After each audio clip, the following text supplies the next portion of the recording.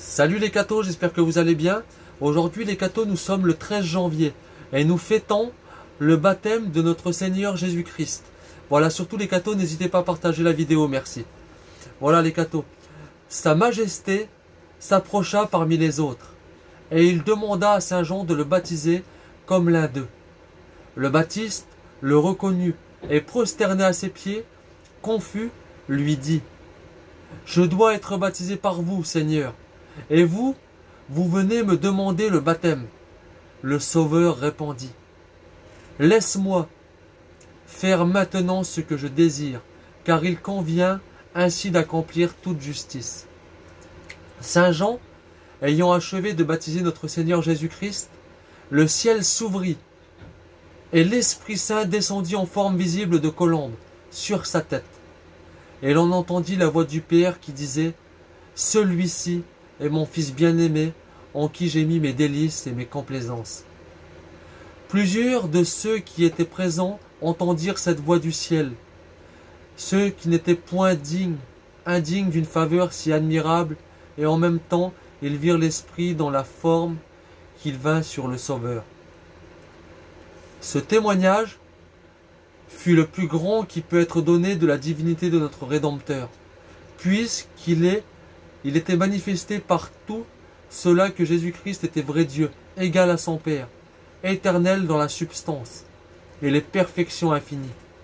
Le Père voulut être le premier qui rendit du ciel témoignage à la divinité de Jésus, afin qu'en vertu de son propre témoignage, tous ceux qui devaient en être rendus ensuite dans le monde demeurassent autorisés. Cette voix du Père eut aussi un autre mystère, revenant au crédit de son Fils, car elle fut comme un dédommagement qu'il fit en lui complaisant l'acte de s'humilier à recevoir le baptême qui servait de remède au péché dont le Verbe fait chair était libre, puisqu'ils étaient impeccables. Notre Rédempteur Jésus-Christ offrit au Père, avec son obéissance, cet acte de s'humilier à prendre la forme de pécheur.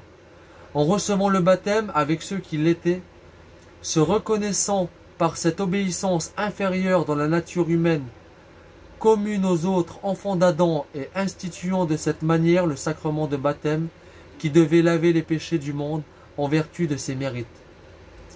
Et le même Seigneur, s'humiliant le premier à recevoir le baptême des péchés, demanda et obtint du Père un pardon général pour tous ceux qui le recevraient et qui sortiraient de la juridiction du démon et du péché, et qui seraient régénérés dans le nouvel être spirituel et surnaturel d'enfants adoptifs du Très-Haut.